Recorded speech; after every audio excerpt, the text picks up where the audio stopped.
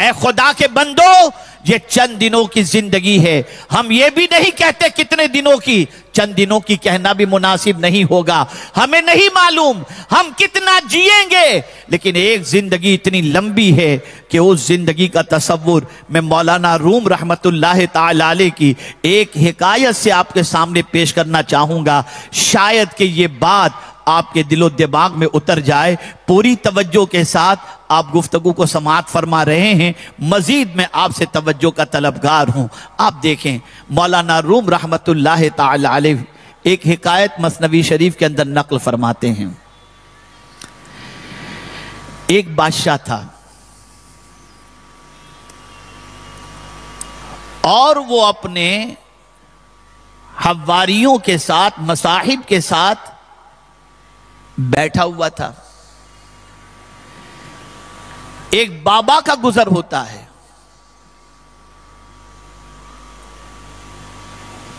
بادشاہ کی نظر اس پر پڑتی ہے، توجہ چاہوں گا، بادشاہ کی نظر اس پر پڑتی ہے۔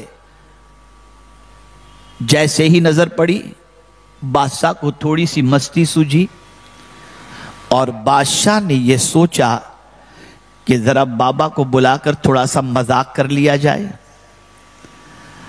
اس نے پولیس والے سے کہا جاؤ بادشاہ کو بلا، اس کو بابا کو بلا کے لے کر کے آؤ۔ بلایا گیا، بابا آئے۔ بادشاہ نے اپنی جیب سے لال رومال نکالا اور رومال نکال کر اس بابا کو دیا اور بابا سے کہتا ہے بابا یہ جتنے یہاں پر ہیں نا، ان میں آپ کو سب سے زیادہ جو بے وقوف نظر آتا ہو نا، اسے یہ رومال دے دو، چونکہ مذاق کرنا تھا۔ بابا نے سب کی طرف نظر دوڑائی اور اس کے بعد رومال اپنی جیب میں رکھ لیا۔ تو بادشاہ کا سارا پلان فیل ہو گیا۔ بادشاہ سوچا بڑا عجیب بابا ہے، یہ تو اپنی جیب کے اندر اس نے رومال رکھ لیا۔ پھر بابا سے کہا اچھا جاؤ بابا۔ بابا چلے گئے۔ کچھ دن گزرے اور کچھ دنوں کے بعد بادشاہ بیمار ہوا۔ ایسا بیمار ہوا کہ ڈاکٹر نے اس سے کہہ دیا کہ تم 3 دن سے زیادہ جی نہیں پاؤ گے۔ بادشاہ کی آنکھ سے آنسو نکل گئے اور روتے ہوئے بادشاہ نے کہا کہ اب زندگی جب اتنی مختصر رہ گئی ہے تو چلو ٹھیک ہے، ساری رعایا سے ملاقات ایک بار کر لی جائے۔ اور اس نے بستر مرگ پر لیٹے ہوئے اعلان کر دیا کہ سب رعایا کو ملاقات کے لیے بلایا جائے۔ رعایا کو کہہ دیا گیا۔ اب رعایا آنے لگی ملنے کے لیے، ایک ایک آدمی ملنے آ رہا ہے، مل رہا ہے، سب کچھ رہا ہے، بادشاہ دے رہا ہے جو کچھ اس کی سمجھ میں آ رہا ہے۔ اسی میں بابا بھی آ گئے، جیب میں رومال تھا، آ گئے اور بادشاہ سے کہتے ہیں وہ بابا، بادشاہ سلامت، یہ تو بتائیے کہاں کی تیاری ہے؟ پوری رعایا کو تم نے جمع کر لیا؟ تو بادشاہ نے کہا بہت لمبے سفر کی تیاری ہے۔ تو بابا نے کہا تمہارے سفر تو میں نے دیکھے ہیں، تم جب کہیں سفر پر نکلتے ہو تو پروٹوکول ہوتا ہے، پہلے آگے گاڑیاں جاتی ہیں، پھر گھوڑے جاتے ہیں، سواریاں جاتی ہیں، ہٹو بچوں کا شور ہوتا ہے۔ ارے میں سمجھ نہیں پا رہا کہ آج کون سے سفر پر تم جا رہے ہو، کوئی شور شرابہ نہیں۔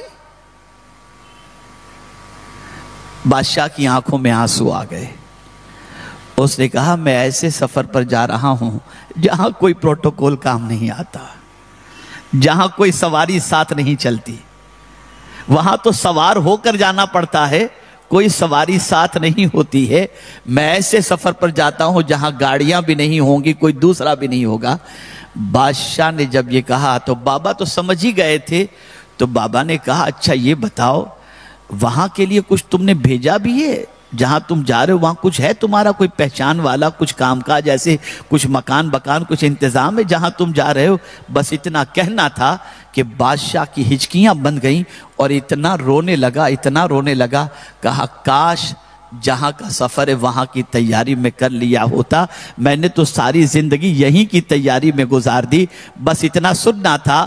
بابا نے جیب سے لال رومال نکالا اور کہا بادشاہ تو نے کہا تھا نا جو سب سے بے وقوف ہو اسے دے دینا، میرے نزدیک تجھ سے بڑا بے وقوف کوئی دوسرا نہیں ہے کہ اس دنیا میں رہ کر کے تو نے وہاں کی تیاری نہیں کی جہاں تجھے ہمیشہ کے لیے جانا ہے، تو اسی دنیا کے اندر ڈوبا رہا۔ میں سمجھتا ہوں کہ آج ہم بھی دنیا کے اندر سب سے بڑے بے وقوف ہیں کہ ہم جہاں جانا ہے وہاں کی کوئی تیاری ہمارے پاس نہیں ہے، ہم سارے گناہ کر رہے ہیں، آخرت کو بھولے بیٹھے ہوئے ہیں، اللہ کی بارگاہ کی حاضری کے تصور کو ذہن سے اوجھل کیے ہوئے ہیں، اور جو کچھ بھی کر رہے ہیں سب اسی دنیا کے لیے ہم کرتے ہوئے نظر آ رہے ہیں۔ بادشاہ بھی اپنے ساتھ کچھ نہیں لے جا سکتا، کوئی بھی اپنے ساتھ کچھ نہیں لے جا سکتا، جو کچھ ہم نے آگے بھیجا ہوگا وہی چیز ہمیں کام آئے گی۔